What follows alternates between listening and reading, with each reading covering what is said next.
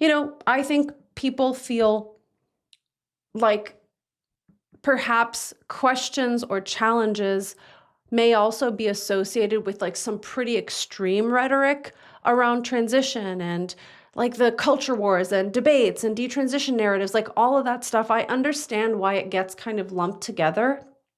So if people are feeling like really sensitive about suggestions that I make here or ideas that show up on this channel, I get it, and I get why those things feel threatening. And at the same time, people do get quite fused with a strategy that is working for them, which like we probably all do. But I think having a little emotional distance is always helpful, and it's just a good practice to have. And I guess like lastly, we each have to figure out, we're all human beings like living in this particular time and place, and we all have to figure out how much or how little,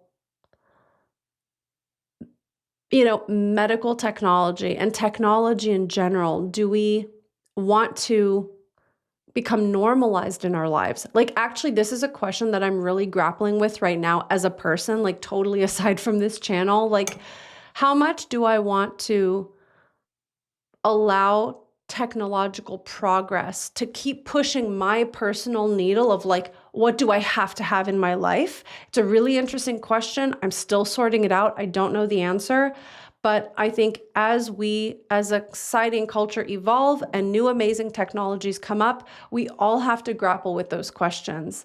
And so that has obviously become very relevant in the realm of identity and medicines that help people achieve their identity or change their identity. So all this is fascinating. I am very curious to see how things go.